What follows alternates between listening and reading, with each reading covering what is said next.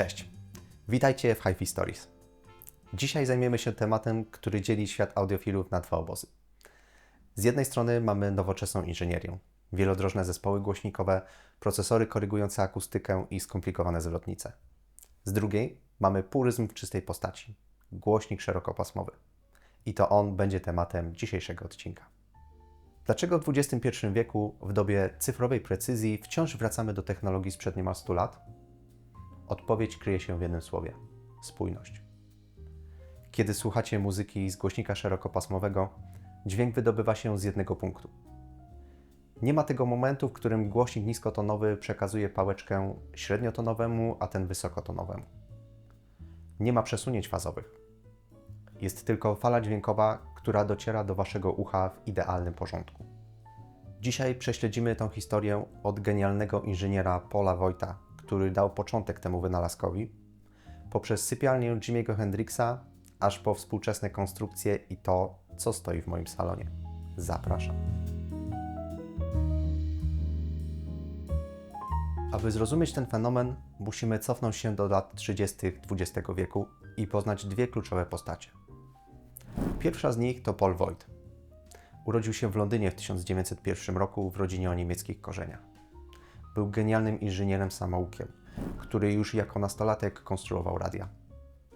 Voigt pracował dla firmy Edison Bell i to tam opatentował pierwsze konstrukcje tubowe. Był perfekcjonistą. Uważał, że głośnik musi być tak sprawny jak mikrofon, by nie marnować ani jednego wata energii. Voigt wierzył, że głośnik musi mieć potężny magnes i ekstremalnie lekką membranę. Ale rodziło to problem. Mały, lekki głośnik nie produkuje basu. Dlatego Voigt stał się mistrzem tuby. Opracował krzywą Tractrix, która pozwala fali dźwiękowej rozwijać się w sposób naturalny, bez odbić wewnątrz obudowy. To nie były kolumny projektowane pod meble. To były instrumenty matematycznie obliczone tak, by oszukać fizykę. Druga postać to Donald Chafe. Chafe był zamożnym entuzjastą radia, który w 1934 roku założył firmę Lofter Manufacture Company w Bromley, niedaleko Londynu. Chafe spotkał Voigta i od razu zrozumiał, że patenty Paula to przyszłość. Tak powstał tandem idealny. Voigt dostarczał genialne projekty, a Chafe budował markę. Po II wojnie światowej Voigt wyemigrował do Kanady, a Chafe kontynuował jego dziedzictwo, tworząc najbardziej kultowe produkty w historii audio. To właśnie wtedy powstała seria PM, która zrewolucjonizowała rynek, zastępując stare, ciężkie elektromagnesy nowocześniejszymi magnesami trwałymi jak Alnico i magnesy ferrytowe.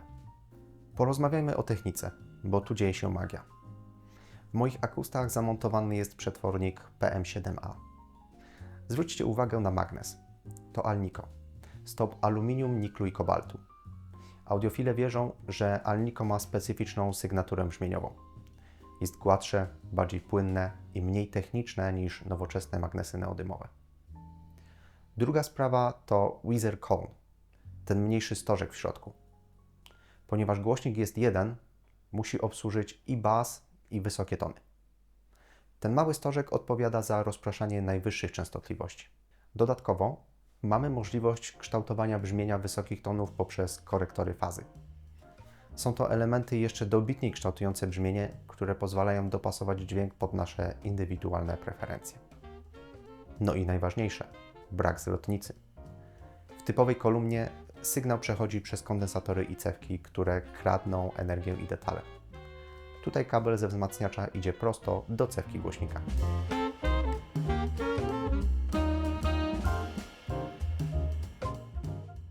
W formie ciekawostki warto wspomnieć o wirtuozie gitary elektrycznej, którym niewątpliwie był Jimi Hendrix.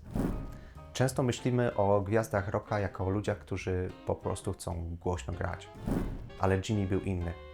W 1968 roku, kiedy zamieszkał w Londynie, jego partnerka Katie Etchingham wspominała, że Jimi potrafił godzinami siedzieć między kolumnami i analizować nagrania. W jego mieszkaniu przy Brook Street stały właśnie Lowter Akusta. Wyobraźcie sobie Jimiego, który na co dzień grał na ścianach Marshalli. W domu potrzebował czegoś, co pozwoli mu usłyszeć teksturę dźwięku. Lowtery ze swoją niesamowitą średnicą idealnie oddawały brzmienie gitary elektrycznej i niuanse wokalu. Jeśli odwiedzicie dziś jego muzeum w Londynie, zobaczycie, że te kolumny stoją w rogach sypialni. To dowód na to, że szerokopasmowce to nie jest sprzęt tylko do muzyki klasycznej. One mają w sobie rockowy puzzle i niesamowitą dynamikę. Jeśli myślicie, że to tylko historia, to spójrzcie na dzisiejszy rynek. Szerokopasmowce przeżywają renesans. Mamy japońskiego Fostexa, który jest bazą dla tysięcy projektów DIY. Ich seria FE to absolutny klasyk. Mamy węgierskie Sonido, które oferuje głośniki o cieplejszym, bardziej dociążonym brzmieniu. Ale są też giganci modernizmu. Wolf von Langa z Niemiec.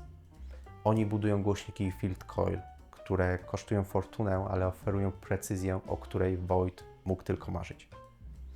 Nie zapominajmy też o polskim producencie Closer Acoustics. Ich model Vigo czy OG to dowód na to, że w Polsce potrafimy robić jedne z najlepiej grających kolumn szerokopasmowych na świecie. Używają głośników EMS, projektowanych przez Michela Fertina, kolejnego legendarnego następcę myśli Voigta. Jak to właściwie gra? Jeżeli szukasz basu, który zatrzęsie fundamentami domu, lepiej odpuść. Ale jeżeli szukasz realizmu, jeżeli chcesz słyszeć, jak wokalista nabiera powietrza, jak palec przesuwa się po strunie gitary, szerokopasmowce Cię oczarują. One mają tę specyficzną obecność. Muzycy nie grają gdzieś tam, oni są przed Tobą w pokoju. Mój zestaw Akustas PM7A wymaga nieco cierpliwości i osłuchania. Te głośniki są bezlitosne dla złych wzmacniaczy i słabych plików. One kochają lampę. Te kilka watów, które sprawiają, że muzyka naprawdę żyje. Dla mnie szerokopasmowce to powrót do czasów, kiedy muzyka była ważniejsza niż parametry w tabelce. Do czystej radości i spokoju. A jakie są Wasze doświadczenia? Czy jeden głośnik to dla Was magia, czy ograniczenie? Z jakimi konstrukcjami spotkaliście się na swojej drodze audio? Czekam na Wasze opinie w komentarzach. A tymczasem dzięki, że oglądaliście HiFi Stories. Zasubskrybujcie kanał i zostawcie łapkę w górę, aby być na bieżąco z kolejnymi odcinkami. Do zobaczenia.